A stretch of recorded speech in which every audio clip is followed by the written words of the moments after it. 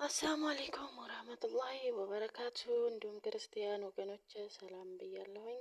በያላችሁበት ሰላማችሁ ብዝዝት ይበልልኝ። ውድ ሀገሬ ልጆች እንዲሁም የቻናሌ ተከታታዮች ላይክ፣ ሼር፣ ሰብስክራይብ እያደረጋችሁ አበረታቱኝ። የምታበረታቱኝ እህት ወንድሞችም ከልብ አመሰግናለሁ። ኑሩልኝ የኔ ውዶች፣ እወዳችኋለሁ፣ አከብራችኋለሁ።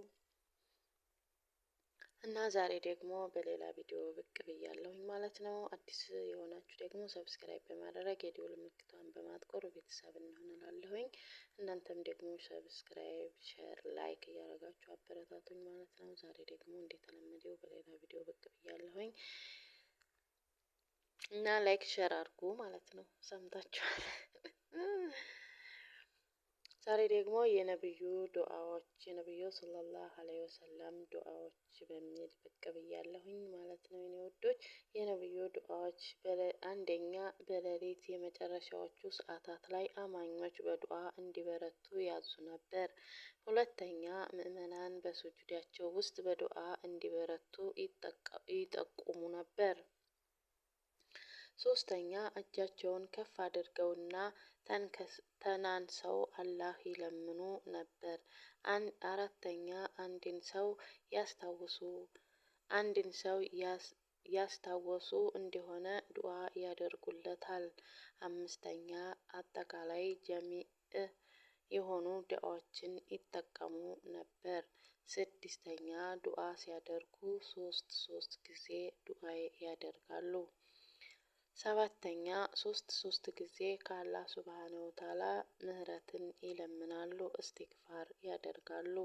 ስምንተኛ በራስ ላይ፣ በልጆች ላይ፣ በአገልጋዮች ላይ፣ በሀብት ንብረት ላይ በመቅሰፈትና በእርግማን ዱዓ እንዳይደረግ ይከለክሉ ነበር።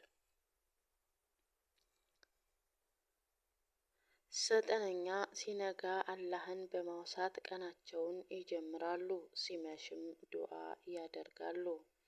አስረኛ ከቤት ሲወጡ ቢስሚላህ ተወከልቱ አላህ ወላ ሐውለ ወላ ቁወተ ኢላ ቢላህ ቢለላሂ ይላሉ። 11ኛ ዝናብ ባዩ ጊዜ አላሁመ ሰዩበና ፊዋን በማለት ይደጋግማሉ። 12ኛ የመብረቅ ድምፅ የሰሙ እንደሁ አላሁመ ላ ተቀቱልና ቢገዳቢክ ይሉ ነበር።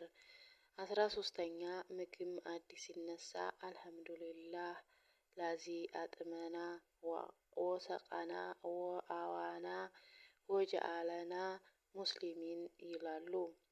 14ኛ ንፋስ በነፈሰ ጊዜ ከያዛቸው መልካም ነገር ይለምናሉ፣ በውስጧ ካለ መጥፎ ነገር በአላህ ይጠበቃሉ። 15ኛ በአንድ ነገር ላይ መወሰን የከበዳቸው እንዲሆን አላህ ሆይ ምረጥልኝ ይላሉ። 16ኛ ከድካም ከስንፍና ከፍርሃት ከመጃጀት ከስተት ከመቃብር ቅጣት አላህ እንዲጠብቃቸው ለምነዋል። 17ኛ አላህን ከማይፈራ ቀልብ ተሰሚነት ከሌለው ዱዓ ከማትጠገብ ነፍስ ከማይጠቅም እውቀትም በአላህ እጠበቃለሁ ብለዋል። 18ኛ አላህ ሱብሃነሁ ወተዓላ የለገሳቸውን ጸጋ እንዳይወስድባቸው፣ ጤናቸውን እንዳያቃውስባቸው፣ ድንገተኛ ቁጣ እንዳይወርድባቸው ጠብቀኝ ብለዋል። 19ኛ ከድህነት ከውርደት ከክህደት ሰውን ከመበደልና በሰዎች ከመበደል አላህ እንዲጠብቃቸውም ለምነዋል። 20ኛ በዚች ዓለምም ሆነ በመጨረሻው ዓለም አላህ መልካም ነገር እንዲሰጣቸው ይለምኑ ነበር።